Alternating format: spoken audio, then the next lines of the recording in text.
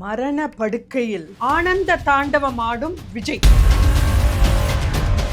இப்படி ஒரு கேடு கெட்ட தலைவர் தமிழ்நாட்டுக்கு தேவையா? ஒரு 4 மூவில நடிச்சு ஹிட் ஆயிட்டீங்கன்னா தலைவர் ஆயிடுவீங்களா? என்ன தகுதி இருக்கு எலெக்ஷன்ல தேர்தல்ல போட்டியிட எந்த தகுதி? அப்ப இவருக்கும் அந்த ஒரு கேடு கெட்ட போஸ்டர் முதலமைச்சர் ஸ்டிக்கர் முதலமைச்சர் திரு முத்துவேல் கருணாநிதி ஸ்டாலினுக்கும் என்ன வித்தியாசம்? இவ்வளவு நாள் தூங்கிட்டு இருந்தாரு நம்ம மாண்புமிகு முதலமைச்சர் திரு முத்துவேல் கருணாநிதி ஸ்டாலின். 4.5 வருஷம் உனக்கு நாட்டு நடப்பே தெரியாதியா? ஒரு தாவேகா தலைவரா வேண்டாம், ஒரு நடிகரா வேண்டாம், ஒரு மனுஷனா போய் அந்த மக்களை பாருயா. நெஞ்சில் குடியிருக்கும் நண்பா நண்பி தோழா தோழி இதெல்லாம் பேசினது வெறும் வெத்து சினிமா ஸ்கிரிப்ட்ன்றது இன்னைக்கு நிரூபணம் ஆயிடுச்சு.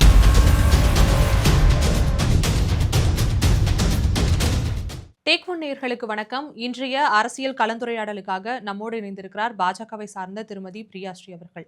வணக்கம் மேம். வணக்கம்மா. கரூர் இறந்த சடலங்களையும் மக்களுடைய உணர்வுகளையும் வைத்து ஒரு மிகப்பெரிய அரசியலே நடத்தப்படுவதா நான் பார்க்கிறேன். நீங்க என்ன நினைக்கிறீங்க? மரண படுக்கையில் ஆனந்த தாண்டவம் ஆடும் விஜய். மரண படுக்கையில் ஆனந்த தாண்டவம் ஆடும் விஜய். அப்போ நீங்க என் நெஞ்சில் குடியிருக்கும் நண்பா நண்பி தோழா தோழி இதெல்லாம் பேசினது வெறும் வெத்து சினிமா ஸ்கிரிப்ட்ன்றது இன்னைக்கு நிரூபணம் ஆயிடுச்சு. பட்ட மணக்க தெரிஞ்சு போச்சு. இந்த ஸ்கிரிப்ட் வேலையில அவர் சினிமா ஷூட்டிங்கோட வச்சுக்கிட்டோம். மக்கள் வாழ்க்கையில விளையாடக்கூடாது, ஜாக்கிரதை. அதாவது ஒரு சினிமா ஷூட்டிங் மாதிரி. இங்க என்ன அரசியல் மீட்டிங்கா நடக்குது? இது என்ன ஒரு பொலிட்டிக்கல் மீட்டிங்கா? ஒரு சினிமா ஷூட்டிங் மாதிரி வர்றது. ஸ்கிரிப்டை படிக்குது, தாம்பாட்டு ஒரு சொகுசு ஜெட்ல வருது, ஸ்கிரிப்டை படிக்கிறது, சொகுசு பஸ்ல போய் சொகுசு ஜெட்ல போயிட்டாரு. மக்கள் என்ன வேணா ஆட்டும், 1 போட்டும் 10 போட்டும் 30 போட்டும் 40 போட்டோம். அவருக்கு என்ன வந்துச்சு? அவர் பாட்டு கம்முன்னு அவர் சென்னை வீட்டுல உட்காந்துருக்காரு, சொகுசு வீட்டுல. இது ஒரு தலைவரா? இப்படி ஒரு கேடு கெட்ட தலைவர் தமிழ்நாட்டுக்கு தேவையா? இன்னும் அவர் ஒரு எலெக்ஷன் கூட சந்திக்கல, ஒரு வாட்டி கூட எந்த ஒரு அரசு பதவியிலும் இல்ல. அதுக்கே இந்த டான்ஸ் ஆடுற விஜய் நாளைக்கு இவர் தப்பி தவறி ஒரு துணை முதலமைச்சரோ எம்பியோ எம்எல்ஏவோ ஏதோ ஒரு பதவி வந்தா போதும்டா சாமி, ஒண்ணு போதும் தமிழ்நாட்டை சீரழிக்க. நம்ம 4.5 வருஷம் பட்டது போறோம், இதோட முடியணும். மக்கள் விழுத்து எழுந்துக்கணும். இதோட தாவேகாக்கு ஒரு முற்றுப்புள்ளி வைக்கணும். அப்போ இந்த இறப்புக்கு விஜய் அவர்கள் தான் முழுக்க காரணம்னு சொல்ல வரீங்க? அதாவதுமா, நல்ல ஒரு கேள்வி நானும் மக்கள் கிட்ட சொல்ல விரும்புறேன். எஸ்பெஷலி யங்ஸ்டர்ஸ், நிறைய இளைஞர்கள் இன்னும் வி ஸ்டாண்ட் வித் விஜய்னு எக்ஸ் தளத்துலயும் சோசியல் மீடியாலையும் பரப்பிட்டு இருக்காங்க. நான் அந்த இளைஞர்களை கேட்கிற ஒரே ஒரு கேள்விதான், நம்ம தமிழன், நம்ம பிரதர்ஸ் அண்ட் சிஸ்டர்ஸ், நம்ம சகோதர சகோதரிகள் இறந்திருக்காங்க, நம்ம தமிழ் மக்கள் இறந்திருக்காங்கயா. வி ஸ்டாண்ட் வித் தமிழன்னு போடுங்க, வி ஸ்டாண்ட் வித் தமிழ் மக்கள்னு போடுங்க. அந்த ஒரு உணர்ச்சி வேணும். தமிழன்ற உணர்ச்சி ஒருத்தருக்குள்ளயும் கொந்தளிக்கணும். முதல்ல நம்ம தமிழன், முதல்ல நம்ம ஃபேமிலி, நம்ம அப்பா அம்மா, நம்ம குழந்தைங்க. அதுக்கப்புறம் தான் வேற யாரானாலும். 5 நிமிஷம் வந்து ஸ்கிரிப்டை பேசிட்டு போறவன் அதுக்கப்புறம் தான். இன்னைக்கு கரூர்ல யாரோ ஒரு XRYக்கு யாருக்கோ இது நடந்திருக்கு. நாளைக்கு நீங்க ஒரு விஜய் ரசிகனா ஒரு விஜய் கூட்டத்துக்கு போறீங்க, உங்களுக்கோ உங்க சார்ந்த குடும்பத்தினருக்கோ உங்க குழந்தைக்கோ அப்பா அம்மாக்கோ தங்கச்சிக்கோ அண்ணனுக்கோ நடக்காதுன்னு என்னங்க நிச்சயம்? இல்ல, இது ஒரு ஏற்றுக்கொள்ள முடியாத ஒரு இழப்பு தான். ஏற்றுக்கொள்ள முடியாத இழப்பு. இதுக்கு திரு விஜய் அவர்கள் காரணமான்னு கேட்டா, திரு விஜய் அவர்கள் காரணமான்றதை தாண்டி அரசு காரணம், அரசு சைடுல இருந்து செஞ்ச சதி.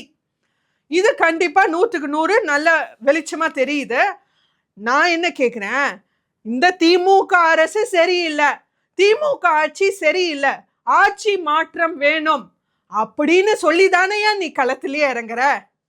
அதானையா உன்னோட முதல் பிரதிவாதமே. ஆட்சி சரியில்லை, இந்த ஆட்சியை ஒழிக்கணும், மாற்றம் வேணும் 2026 அப்படின்னு களத்துல இறங்குறவன் இன்னைக்கு ஆட்சிக்காரங்க என் மேல நான் நம்பிக்கை வச்சு இந்த மீட்டிங் நடத்துறேன்னு சொல்றது சரியா? இல்ல விஜய் அவர்களுடைய தரப்புல இருந்து தொடர்ந்து அறிவிப்பு கொடுத்துட்டு தான் இருக்காரு. மாநாட்டுக்கா இருக்கட்டும், மக்கள் சந்திப்பு பயணத்துக்கா இருக்கட்டும், பெண்கள் வந்து பாதுகாப்பா வாங்க, குழந்தைகளை கூட்டிட்டு வராதீங்கன்னு சொல்லி அவங்க கிட்ட சொல்லிட்டு தான் இருக்காங்க. விஜய் அவர்களை நம்ம தப்பு சொல்றோம் அப்படின்னா, மக்களுக்குமே வந்து சுய ஒழுக்கமும் சுய கட்டுப்பாடுமே வேணும். அவர்களுமே பொறுப்போட செயல்பட்டிருக்கணும் இல்லையா அந்த இடத்துல? இல்ல விஜய் மாப் சைக்காலஜிமா, மாப் சைக்காலஜி. அதாவது ஃபர்ஸ்ட் விஜய் அவர்களை ஒரு நடிகனா, ஒரு ஆக்டரா, ஒரு ஃபேன் ஃபாலோயிங்கா, ஒரு ரசிகனா மக்கள் பார்க்க வராங்க. இது வந்து ஒரு ரசிகர் மன்றம், ரசிகர் கூட்டமே தவிர ஒரு அரசியல் கூட்டம் இல்ல. இது வந்து ஒரு காமன், அவங்களாம் ஒரு பாமர சாதாரண மக்கள். ஏதோ ஒரு கரூர்ல ஒரு ஊர்ல இவங்கெல்லாம் இன்னைக்கு ஏதாவது ஒரு ஸ்டார், விஜய்னு இல்ல விட்டுருங்க, ஒரு நயன்தாராவா இருக்கட்டும், இல்ல யாரோ ஒரு ஹீரோ, ஒரு விக்ரமா இருக்கட்டும், அஜித்தா இருக்கட்டும், யார் வந்தாலும் இந்த கூட்டம் தாங்க கூடும், இதுக்கு மேல கூட கூடும். அதனால இன்னைக்கு இது விஜய்க்குன்னு இல்லை, ஒரு ஸ்டார் ஃபேன் கிரேஸ் அது நம்ம ஊர்ல உண்டுதான். அதுக்கு மக்களை குத்தம் சொல்ல முடியாது. இது நீங்க பாத்தீங்கன்னா முழுக்க முழுக்க ஃபர்ஸ்ட் நான் என்ன சொல்றேன், கவர்மெண்ட்ல இருந்து நீங்க கேட்ட இடத்த கொடுக்கல. சரி, நீங்க கேட்டீங்க 4 வழி சாலை, லைட் ஹவுஸ் பக்கம், பஸ் ஸ்டாண்ட் பக்கம், உழவர் சந்தை பக்கம்லாம் கேட்டீங்க, கொடுக்கலல்லையா? கொடுக்கல. இந்த ஒரு இடத்துல, ஒரு நெரிசலான இடத்துல கொடுத்தாங்கல்ல, நீ ஏன் ஒத்துட்ட? இன்னைக்கு தாவேகாவினர் அவங்க மேல கேஸ் வந்தப்புறம் அவங்க தலைவர் அரெஸ்ட் ஆயிடுவாங்களோன்னு சொல்லிட்டு அந்த ஒரு பயத்துல இன்னைக்கு நீ மனு சப்மிட் பண்றலையா? தாவேகாவினர் இன்னைக்கு மனு கொடுக்குறாங்கல்ல கோர்ட்டுக்கு. என்ன கொடுக்குறாங்க? இப்படி ஒரு நெரிசல் இடத்துல கொடுத்தனால தான் எங்களுக்கு பிரச்சனை ஆயிடுச்சுன்னு. இந்த விஷயம் அன்னைக்கு தெரியலையா? உனக்கு வலிக்கும் போது அது வலி, மக்களுக்கு வலிச்சா அது தெரியல. இல்ல அண்ணாமலையுமே இந்த விஷயத்தை தெளிவுபடுத்தியிருக்காரு இல்லையா? காவல்துறையினர் தான் உரிய பாதுகாப்பை கொடுக்கணும். காவல்துறை மேல 100% மிஸ்டேக். இது சதி. கரூர்ன்றது செந்தில் பாலாஜி அவர்கள் தன்னோட கோட்டை மாதிரி கொண்டாடுறாரு. இன்னைக்கு ஏன் திமுக தமிழ்நாட்டையே தான் சொத்து மாதிரி கொண்டாடுறாங்க. மக்களோட வரி பணத்தை தான் பாக்கெட் மணி மாதிரி தானே கொண்டாடிட்டு இருக்காங்க, அனுபவிச்சுட்டு இருக்காங்க. சோ அப்படி ஒரு கேடு கெட்ட ஆட்சியில நம்ம 4.5 வருஷம் தத்தளிச்சிட்டு இருக்கு தமிழ்நாடு. எங்களை காப்பாற்ற போறேன், எங்களை நீங்க விடுவு கொடுக்க போறேன்னு நீ வர. அப்போ மக்களுக்கு போதுமான ஏற்பாடு பண்ண வேண்டிய பொறுப்பு அவர் எடுத்துக்க வேண்டிய. இதுக்கு காரணம் அவருன்னு நான் சொல்லவே இல்லை. அரசு தான் 100% காரணம். ஆனா இதுக்கான பொறுப்பு அவருக்கு வேணும். இன்னி வரைக்கும் அவர் வரலையேங்க மக்களை சந்திக்க. எங்க போனாரு? ஏன் மக்களோட களத்துல இல்ல அவரு? மக்களோட மக்களாக ஜனநாயகனா நான் வரேன்னார்ல, ஏன் இது வரைக்கும் அந்த பாமர மக்களை சந்திக்க வரல? அப்ப இவருக்கும் அந்த ஒரு கேடு கெட்ட போஸ்டர் முதலமைச்சர், ஸ்டிக்கர் முதலமைச்சர் திரு முத்துவேல் கருணாநிதி ஸ்டாலினுக்கும் என்ன வித்தியாசம் நான் கேட்கிறேன். இவர் ஸ்டாலின் நம்பர் 2. அவரும் அப்படிதானே. எதுனாலும் இந்த ஒரு நிகழ்ச்சிக்கு தெரியும், ஏன்னா இவருக்கு இது ஒரு ப்ரௌனி பாயிண்ட்ஸ். இந்த இடத்துல தான் எனக்கு திரு விஜய் அவர்கள் திமுகவோட பி டீமோன்னு இன்னும் ஒரு அச்சுறுத்தல் வருது. ஏன்னா இதான் இவ்வளோ விஷயம் நடந்திருக்குன்னு தெரிஞ்சும் இவர் போய் பிரைவேட் சார்ட்டர்ல ஏறாரு. மீட்டிங் முடிஞ்சு அவ்வளோ மீடியா மக்கள் இவரை சூழ்ந்திருக்காங்க. அவ்வளோ மீடியா மக்கள் இவர் சூழ்ந்து சார் அவ்வளோ கத்தி கதறி பின்னாடியே ஓடுறாங்க. இந்த வீடியோ எல்லாம் வைரல் ஆயிட்டு இருக்கே சோசியல் மீடியால. ஏன் இவர் நின்று பதில் சொல்ல மீடியாக்கு? ஏன் நின்று பதில்? இன்னி வரைக்கும் ஒரு மீடியா கூட ஒரு நாள் கூட சொல்ல. ஏன்? மீடியான்றது ஒரு மக்களோட ஒரு பிரதிநிதி. நம்ம மீடியாவில் இன்னைக்கு பேசுறோம்னா அது மக்களை போய் சேருது. ஸோ நீங்க ஒரு தலைவரை மீடியா கிட்ட பேசியே ஆனோம், பதில் சொல்லி ஆனோம். மீடியாவை ஏன் மறுக்கிறீங்க? ஏன் ஓடுறீங்க? மீடியாவை பார்த்தா உங்களுக்கு பயமா? ஏன் ஓடுறீங்க? ஏன் தெரிச்சு ஓடுறீங்க? ஸோ இன்னைக்கு அவர் ஓடிட்டு, அதான் இது வந்து ஒரு திமுகவும் தாவேகாவும் ஒரு செட் செய்த சதி மாதிரி தெரியுது. ஓகே, அப்ப இது வந்து 2 பேரும் சேர்ந்து செய்த ஒரு சதி. ஆமா, கரெக்ட்டா. ஏங்க கரெக்ட்டா இவர் வெல்ல போவோம். இவர் வெல்ல இல்ல இருங்க. திமுக அரசு வந்து இத வச்சு விளம்பரம் பண்ணிக்கிறாங்க. இவரு பயந்து போய் இவர் அவங்களுக்காக இடம் விட்டு கொடுக்கறாரு. நயினார் நாகேந்திரன் எங்க போனாரு? ஏன் இங்க போனாரு? அவர்தான் வந்து களத்துல வந்து பாஜகவினர் அவ்வளவு பேர் களத்துல வந்து. நயினார் நாகேந்திரன் எங்க மேம் போனாரு?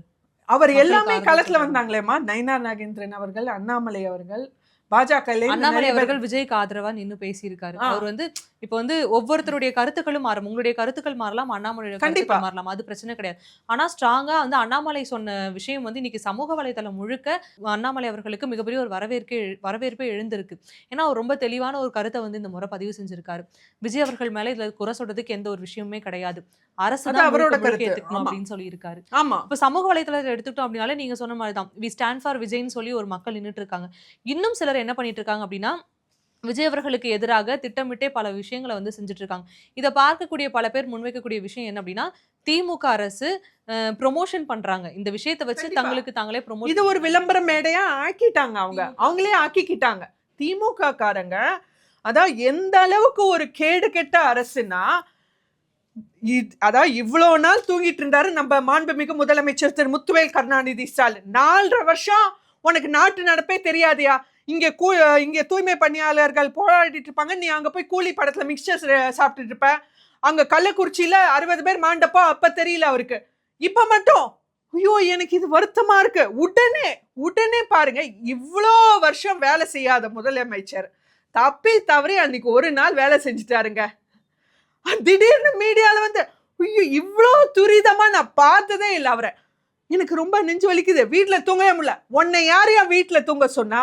உன்னை வீட்டுல தூங்கறதுக்கு அந்த முதலமைச்சர் பதவியில உட்கார வச்சிருக்கு. இவ்வளோ நாடே கொந்தளிக்குது. 40 பேர் உயிர் போயிருக்கு. இவர் வீட்டுல தூங்க முடியலையா?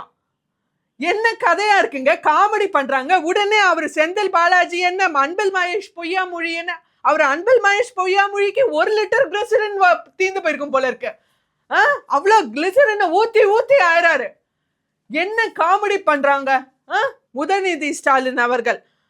அதாவது 2 நாள் முன்னாடி ஒரு மீட்டிங்ல நீங்க பார்க்கணும், தர்ஸ்டே அன்னைக்கு, லாஸ்ட் வியாழக்கிழமை, நாங்கெல்லாம் வீக்கெண்ட் பாலிட்டிஷியன் இல்ல, நாங்கெல்லாம் இன்னைக்கு என்னப்பா வெள்ளிக்கிழமையா, ஓ கிழமை கூட மறந்துச்சு, அப்படி நாங்க உழைக்கிறோம், அப்படி அயலாத உழைக்கிறாரா தான் வாரிசுக்காக. அதனால அப்படி வியாழக்கிழமை சொன்னவரு அன்னைக்கு சனிக்கிழமையே பாருங்க, மக்கள் ஷுட் நோட் த பாயிண்ட். அன்னைக்கு சனிக்கிழமையே அன்னைக்கு இந்த கரூர் இன்சிடென்ட் உடனே அவர் வந்துட்டு என்ன சொல்றாரு, நான் இப்பதான் துபாயில இருந்தேன் ஹாலிடேல, இப்பதான் வந்தேன்னு. அது எப்படியா 2 நாள் முன்னாடி அயலாத உழைக்கிறாரா, அதுக்குள்ள துபாய் ஹாலிடே போயிட்டாரா? சூப்பரா இருக்குங்க காமெடி. அதாவது மக்களை ஒரு விளம்பர மேடையா யூஸ் பண்ணி இன்னைக்கு இவங்க பண்ற ஒரு கேடு கெட்ட அரசு, இந்த மாதிரி ஒரு கேடு கெட்ட அரசு தமிழ்நாடு பார்த்திருக்காது. திரு மு.க. ஸ்டாலின் அவர்கள் ஒரு முதலமைச்சர், மற்ற கட்சி தலைவர்கள்லாம் வராங்க, பாக்குறாங்க, போறாங்க. இவர் வந்து ஹாஸ்பிட்டல்ல பார்த்து ஆறுதல் தெரிவிச்சு போறதுக்கு இவர் என்ன, நீங்க என்ன கூட அது கூட தான் போலாம். அதுவா ஒரு முதலமைச்சர் கழக? ஒரு முதலமைச்சரா ஆக்ஷன் எடையா, சம்பந்தப்பட்டவங்களை உடனே சஸ்பெண்ட் பண்ணு, உடனே அரெஸ்ட் பண்ணு. அந்த டிஜிபி அவர் மேல முழுக்க தப்பு. டிஜிபி வெங்கட்ராமன் அவர்களை உடனே அரெஸ்ட் பண்ணும், அவர் உடனே சஸ்பெண்ட் பண்ணும். அண்ட் சம்பந்தப்பட்ட அதிகாரிகளை உடனே சஸ்பெண்ட் பண்ணும். கரூரோட கலெக்டர், கரூரோட மாவட்ட அதிகாரிகளை உடனே சஸ்பெண்ட் பண்ணணும். எங்க பண்ணார் ஆக்ஷன்? அப்போ இப்படி ஒரு ஃபெயிலியர் முதலமைச்சர் நமக்கு தேவையா? தமிழ்நாடு யோசிக்க வேண்டிய ஒரு தருணம் இது. திரு செந்தில் பாலாஜி அவர்கள் தன்னோட, அதாவது ஒரு பதவி பைத்தியம்ன்றது திரு செந்தில் பாலாஜி அவர்கள் கிட்ட நல்லாவே பார்க்கலாம். எடப்பாடியார் கூட ஒரு ஃபியூ டேஸ் பேக் ஒரு ஸ்பீச்சில் சொல்லியிருந்தாரு, தன்னோட தேர்தல் பரப்புரையில், திரு செந்தில் பாலாஜி அவர்கள் அவரை மாதிரி நடிகன் சிவாஜி கணேசனே தோற்றுவான் அப்படின்னு சொன்னாரு. அது வந்து நல்ல நிரூபணம் ஆயிடுச்சு. 2 நாள் முன்னாடி தான் சொன்னாரு. அதாவது பதவி பைத்தியம் அப்படின்னா இந்த திமுக காரர்கள், செந்தில் பாலாஜி, கரூர்ன்றது ஏன் மாவட்டம், நீ உள்ள வந்துருவியா பாத்துடலாம் ஒரு கை, உன்னை இதோட க்ளோஸ் பண்றேன்னு பாருன்றதுக்காக இவ்வளோ ஒரு நாடகத்தை நடத்தி மக்களோட வாழ்க்கைய வெறும் குப்பையில போடுற இந்த ஒரு அரசு. மக்களோட வாழ்க்கைக்கு என்ன மதிப்பு? அப்போ மக்களோட உயிருக்கு என்ன மதிப்பு? உனக்கு ஆட்சி செய்ய தெரியல. இதுக்கு மேல டிஜிபி அவர்கள் வெங்கட்ராமன் என்ன சொல்றாரு, அதாவது இந்த அளவுக்கு ஃபாஸ்ட் ஆக்ஷன் நம்ம வந்து கவர்மெண்ட் கிட்ட இருந்து எந்த சமயத்திலும் பார்த்துருக்க மாட்டோம். அவ்வளோ ஃபாஸ்டா முதலமைச்சர் வந்து பிரஸ் மீட் கொடுக்கறதும், அவங்க மினிஸ்டர்ஸ் அங்கேருந்து ஓடி வரதும், அதுக்கப்புறம் இவர் டிஜிபி பிரஸ் மீட் கொடுக்கறதும், இந்த அளவுக்கு I haven't seen in the history of the DMK ஆட்சி. இவர் டிஜிபி வெங்கட்ராமன் அவர்கள் சொல்றாரு, மீடியாவில் கேட்குறாங்க, ஏன் நீங்கள் போதுமான போலீஸ் பாதுகாப்பு போடலன்னா, அது கரூர் ஏன் சென்னையா, திடீர்னு எப்படி அவ்வளோ போலீஸ் வர முடியும்னா, உனக்கு பக்கத்தில் காலையிலேருந்து மக்கள் கூட்டம் கூடுறாங்கல்ல, காலையிலேருந்து கூடியிருக்காங்கல்ல, இவங்க கிரவுண்டில் போலீஸ் வச்சிருக்காருல, ஏன் அவங்களுக்கு அப்சர்வ் பண்ணி இதுக்கு மேலே போலீஸ் வேணும்னு தெரியாதா? பக்கத்தில் சேலம் திருச்சி மற்ற இடத்துலேருந்து கொண்டு வர முடியாதா போலீஸை? அப்போ ஒரு இட்ஸ் அ நிர்வாக ஃபெயிலியர். அப்போ உனக்கு நிர்வாகம் பண்ண தெரியல, ஒரு கூட்டத்தை மேனேஜ் பண்ண தெரியல. எந்த இடத்துல கூட்டம் நடந்தாலும் அங்கே ஏதோ ஒரு அசம்பாவிதம் நடந்துட்டே இருக்கு. இப்போ சென்னை ஏர் ஷோவில் 5 பேர், அப்புறம் ஏஆர் ரஹ்மான் மியூசிக் கான்சர்ட்ல அதில் எவ்வளோ பேர் பலியானாங்க. ஏன் ஒரு கூட்டத்தை சமாளிக்க அவங்களுக்கு ஒரு நிர்வாகம் பண்ண தெரியல. முதலமைச்சர் இதுக்கு பகிரங்கமா மக்கள் கிட்ட மன்னிப்பு கேட்கணும். முக்கியமா பாதிக்கப்பட்ட கரூர் மக்கள் கிட்ட அவர் உடனடியாக மன்னிப்பு கேட்கணும். உடனடியாக டிஜிபியும் சம்பந்தப்பட்ட கரூர் கலெக்டர் அண்ட் அதிகாரிகளை உடனடியாக சஸ்பெண்ட் பண்ணணும். இப்போ இதுக்கு முன்னாடி பேசினப்பையும் சரி, இப்போ பேசினப்பையும் சரி, தொடர்ந்து விஜய் அவர்களை திமுகவுடைய பி டீம்னு எப்படி நீங்க சொல்லுவீங்க? ஏன்னா விஜய் அவர்களுக்கு இப்படி நடந்த ஒரு விஷயத்த திமுக தனக்கு சாதகமா பயன்படுத்திட்டு இருக்காங்க. இந்த இடத்துல எப்படி நம்ம ஒரு தனக்கு சாதகமா பயன்படுத்த இவர் விட்டு இருக்காரு. விஜயா அவருக்கு வழிவகை ஏற்படுத்தி கொடுத்தாரு. கண்டிப்பா இந்த ஒரு நிகழ்ச்சிய, இந்த ஒரு சம்பவத்தை நடக்க வைக்கக்கூடிய ஒரு கருவி அவர். ஏன்னா விஜய் அவர்கள் வந்தாதான் இப்படி ஒரு கூட்டம் கூடும், ஒரு அசம்பாவிதம் நடக்கும். ஸோ அவர் ஒரு கருவியா இருந்து அங்கேருந்து நகர்ந்துட்டாரே, இன்னும் மக்களோட அவர் வரலையே. அவர் ஒரு நிஜமாவே நான் அரசியல் பண்ணணும், ஒன்றும் இல்லைங்க, சாதாரண மனுஷங்க நீங்க நாங்க கூட யோசிப்போம், இதுக்கு ஒரு அரசியல் பேக்ரவுண்டே தேவையில்லை. விஜய் அவர்கள் அரசியலுக்கு புதுசு, ஒத்துக்கிறேன். ஒரு சாதாரண மனுஷனா இருக்கலாமேங்க, மனுஷனா இருங்க. ஃபர்ஸ்ட் மனுஷனா இருக்க கத்துக்கிட்டோங்க. அவரு ஒரு மனுஷனா, நான் ஒரு மீட்டிங் போட்டிருக்கேன், நான் பேசியிருக்கேன். என் மீட்டிங்க்கு என்ன நம்பி என்ன பார்க்க வந்த ரசிகர் மக்கள் அங்க மாண்டு இருக்காங்க, உயிர் போயிருக்கு, அவ்வளோ உயிர் சேதம் ஆயிருக்கு, வீட்டுல எல்லாரும் கதறாங்க, சின்ன பச்சை புல்ல உட்பட்டு. அப்போ ஒரு மனசு பதறி நம்ம போமாட்டோமாங்க இடத்துக்கு? ஏங்க உங்க வீட்டு பக்கத்துலயே ஒண்ணு நடந்தா இப்படி நீங்க போவீங்களா மாட்டீங்களா பாக்குறதுக்கு? அப்போ ஒரு மனுஷ தன்மைங்க, அடிப்படை விஷயம். ஒரு மனுஷனா இருந்து ஒரு மனுஷ வாழ்க்கையை புரிஞ்சுக்கணும். அந்த ஒரு அடிப்படை விஷயம் கூட ஒரு தலைவருக்கு இல்லைன்னா, இவரெல்லாம் என்னங்க லாய்க்கு தலைவரா இருக்க? ஒரு மைக்க பிடிச்சு பேசினா தலைவர் ஆயிடுவீங்களா? ஒரு 4 மூவில நடிச்சு ஹிட் ஆயிட்டீங்கன்னா தலைவர் ஆயிடுவீங்களா? என்ன தகுதி இவருக்கு இருக்கு? எலெக்ஷன்ல தேர்தலில் போட்டியிட எந்த தகுதி இருக்கு இவருக்கு ஒரு தலைவரா இருக்க? நான் கேட்கிறேன். இவ்வளோ பேர் உங்களை நம்பி வந்த மக்கள், அங்கதான் என் பாயிண்ட். இவர் காரணம் நான் சொல்லவே இல்லை, இவர் காரணம் இல்லை. ஆனா ஒரு விஷயம், நீங்க போன இடத்துல உங்களை நம்பி வந்த மக்கள், அந்த மக்கள் அரசை நம்பியா வந்தாங்க, உங்களை நம்பி வந்தாங்க, விஜய நம்பி வந்தாங்க. அவரை நம்பி வந்த மக்களை நீங்க அவங்களுக்கு இப்படி ஒரு அசம்பாவிதம் நடந்திருக்கு. இன்னைக்கு உலகமே திரும்பி பாக்குதுங்க. இந்தியா மட்டும் இல்ல, உலக நியூஸ், அமெரிக்கா நியூஸ்ல எல்லாம் வந்திருக்கு இன்னைக்கு. சோ இந்த அளவுக்கு உலகமே திரும்பி பார்க்கிற கூடிய ஒரு பெரும் அசம்பாவிதம் நடந்திருக்கு. எங்கேயா போன நீ? எங்க போன நீ? எந்த ஏசி ரூம்ல உட்காந்து, எந்த சொகுசு கார்ல உட்காந்து மிக்சர் சாப்பிட்டுட்டு இருக்க? ஒரு தலைவனா ஆக்கிறதுக்கு முன்னாடியே உனக்கு இந்த ஆட்டம்னா, ஒன்னெல்லாம் தமிழ்நாடு தலைவன் ஆக்கிச்சுனா, ஐயோ சாமி, தமிழ்நாடே மரண படுக்கை ஆயிடும். இப்போ இந்த விஷயத்தை எடுத்துக்கிட்டோம் அப்படின்னா, திமுக மேலேயும் விமர்சனம் வருது, தாவேகா மேலேயும் விமர்சனம் வருது. இதை சாதாரண மக்களுக்கு கூட இந்த விஷயத்தை பார்க்கும்பொழுது அரசியல் புரியும் அப்படின்னும் பொழுது பாஜக மறைமுகமாக குளிர்காயுதோ? பாஜக என்னங்க குளிர்காயுது? பாஜக அவங்க உடனே அரசியல் களத்தில் அந்த இடத்துல லீடர்ஸ்லாம் வந்தாச்சு. பாஜக தலைவர்கள் எல்லாரும் விரைந்து வந்துட்டாங்க. அவங்கவுங்க முடிஞ்ச போது அவங்க இடத்துலேருந்து உடனே வந்தாச்சு. நைட்டே சில பேர் வந்துட்டாங்க, காலையில் சில பேர் வந்தாங்க. அவங்களுக்கு முடிஞ்ச அளவுக்கு ஹாஸ்பிட்டலில் போய் பார்த்து எல்லாரையும் பார்த்து அவங்களுக்கு நிவாரணமும் அனௌன்ஸ் பண்ணியிருக்காங்க. இன்னைக்கு திருமதி நிர்மலா சீதாராமன் அவர்கள் அவங்களும் அங்கேயும் டெல்லியிலேருந்து வந்திருக்காங்க.